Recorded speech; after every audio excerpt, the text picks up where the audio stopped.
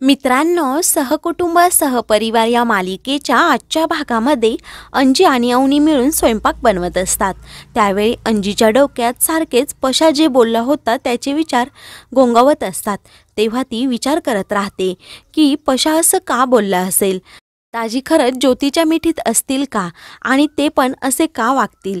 तेवढ्यातच सखी रडण्याचा आवाज येतो तर अंजी अवनीला बोलते, तू दाजींसाठी चहा नाश्ता घेऊन जा, मी सखीकडे पाहते। अवनी बोलते ठीक आहे, तर अंजी लगेच तेथून जाते। तर अवनी चहा नाश्ता घेऊन बाहेर येते। बाहेर सूर्या आणि वैभव बसलेले असतात। तेव्हा सूर्या वैभवला सांगतच असतो की अवनी आजकाल घराची खूप छान जबाबदारी पार पाडते, मला खूप अभिमान वाटतो। तेवढ्यातच अवनी दोघांनाही पोहे आणि चहा देते। त्यावेळी ते दोघेही आनंदाने पोह्यांचा पहिला घास घेतात आणि एकमेकांकडे पाहतच राहतात। तेव्हा अवनी विचारते, खूप छान झाले असतील ना। तेव्हा सूर्या आणि वैभव नाईलाजाने हो बोलतात। त्यानंतर ती आग्रह करून चहा प्यायला लावते। तेव्हा ते दोघेही चहा पितात आणि एकमेकांकडे पुन्हा पाहत हसत असतात। तर अवनी चहा छान झाला असेल ना असं पुन्हा विचारते। तेव्हा ते दोघेही हो बोलतात। तेवढ्यातच ज्योतीची मुलं तेथे येतात तर अवनी त्या दोघांनाही पोहे खायला देते। तेव्हा ते दोघेही पोहे खातात आणि अवनीला बोलतात, अवनी वहिनी तू पोहे केले आहेत की शिरा। तेव्हा अवनी का असं विचारते। तेव्हा सचिन सांगतो, ह्या पोह्यांमध्ये खूप जास्त साखर पडली आहे। असं म्हणून ते दोघेही पोह्यांची डिश तेथेच ठेवतात आणि त्यांच्या रूममध्ये निघून जातात। अवनीला खूप वाईट वाटतं। तेव्हा ती सूर्या आणि वैभवकडे पाहतच राहते। तेव्हा अवनी लगेच सूर्याची माफी मागते। सूर्या बोलतो, काही एवढं झालं नाही, ह्या पोह्यांमध्ये साखर जास्त टाकली म्हणून काय झालं, तू हळूहळू शिकत आहे। काल केलेला स्वयंपाक पण खूप छान झाला होता आणि माझ्या धाकल्या बहिणीने एवढे प्रेमाने हे पोहे बनवले आहेत, मी गोड मानून ते खाल्ले पण।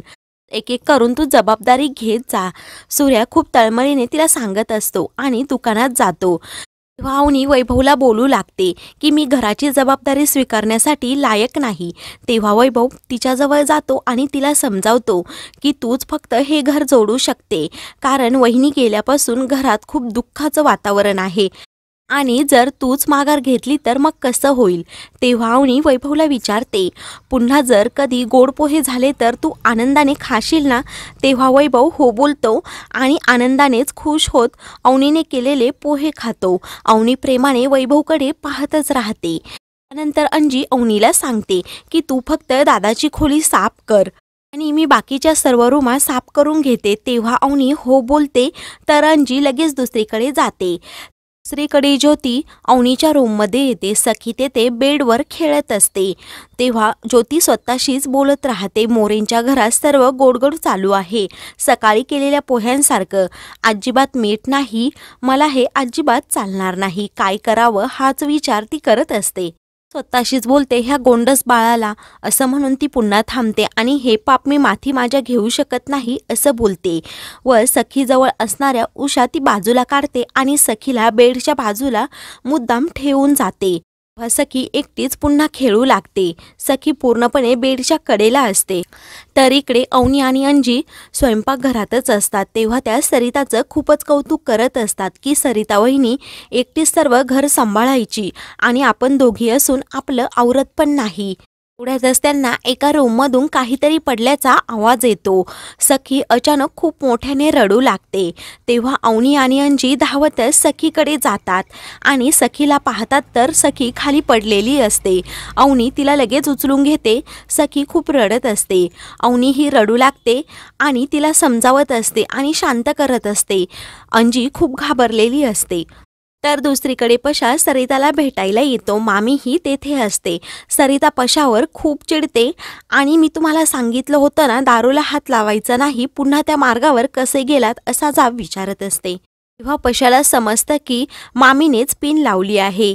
तेव्हा तो लगेच मामीला बोलू लागतो। सरिता पशाला थांबवते आणि बोलते, तुम्ही विसरलात का, तुम्ही तुमच्या दादाला वचन दिलं होतं की इथून पुढे मी कधीही दारूला हात लावणार नाही।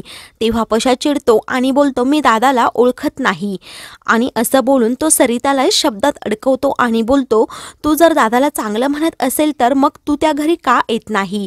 तेव्हा सरिता पुन्हा शपथ घालते की दारूला इथून पुढे हात लावायचा नाही।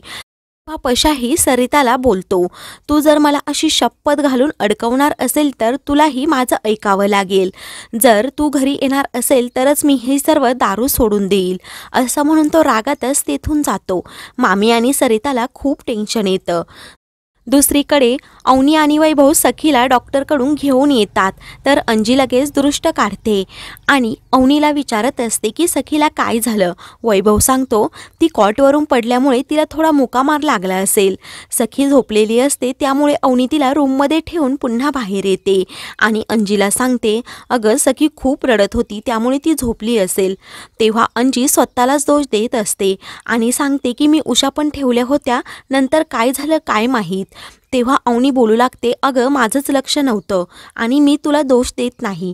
आता जर सरिता वहिनी असत्या तर सर्वांना धारेवर धरलं असतं की घरात एवढी माणसं असताना त्या बिचाऱ्या सखीकडे कोणाचंच लक्ष नाही. मी उगीच ह्या जबाबदारीमध्ये अडकली आहे. तेवढ्यातच ज्योती तेथे येते. अवनी वैभव आणि अंजीला सांगू लागते, मी ही जबाबदारी अजिबात पार पाडू शकत नाही कारण माझं सखीकडे आज दुर्लक्ष झालं. असं म्हणून ती अंजीकडे चाव्या देते. तेव्हा अंजी बोलते, नको, मी ही जबाबदारी स्वीकारू शकत नाही कारण मी पशाच्या बंधनामध्ये अडकली आहे. तेव्हा आपण ही जबाबदारी ज्योतिताईकडे द्यायची का, असं अवनी बोलते. तेव्हा हे ऐकून सर्वांना धक्का बसतो. वैभव, अंजी आणि ओमकार नकार देत असतात.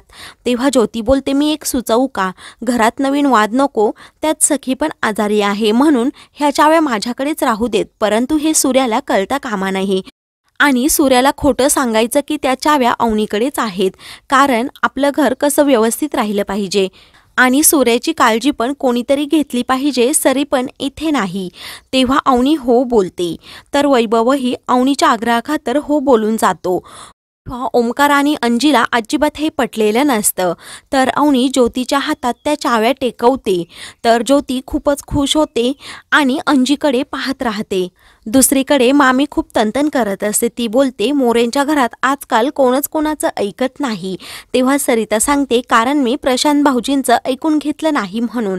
त्यानंतर मामी बोलतात, तुझा मूड फ्रेश होईल, आपण दोघी बाजारात जाऊन येऊयात. परंतु सरिता त्यासाठी नकार देते. पुढ्यातच ज्योती तेथे येते आणि कारण त्याचं मी आहे का असं विचारते. ज्योतीला तेथे आलेलं पाहून सरिता आणि मामीला अजिबात आवडत नाही. मामी बोलते, आली ही ब्याद. तेव्हा ज्योतीला खूप राग येतो. मामी बोलत असते, असं वाटतंय तुला मोरेंनी हाकललं त्या घरातून. असं केलं तर बरं होईल, उगच मोरेंची कीड तरी जाईल. तेव्हा ज्योती हसते. मी मामीला सांगते की मला त्या घरातून हकलण्याची कुणाची हिंमत तरी आहे का, आणि हे माझं हक्काचं माहेर आहे, मी कधीही येऊ शकते. असं म्हणून ती मामीकडे थंड पाणी मागते. तेव्हा मामी बोलते, मी तुला थंड पाणी देतेच, परंतु ह्या घरावर हक्क दाखवला ना, तुला पाणी पाजून बाहेर पाठवील. तर मित्रांनो, पुढील भागामध्ये पशाला समजतं की ज्योतीला घराच्या चाव्यांची जबाबदारी दिली आहे, त्यामुळे तो अंजीला खूप काही सुनावतो आणि जर तुला घर सांभाळता येत नसेल तर तुला इथे राहण्याचा हक्क नाही, असं म्हणून अंजीलाही तो घराबाहेर काढतो. पाहून सर्वांना खूप मोठा धक्का बसतो. अशाच मालिकेंचे पुढील भाग पाहण्यासाठी चॅनलला सबस्क्राईब करा.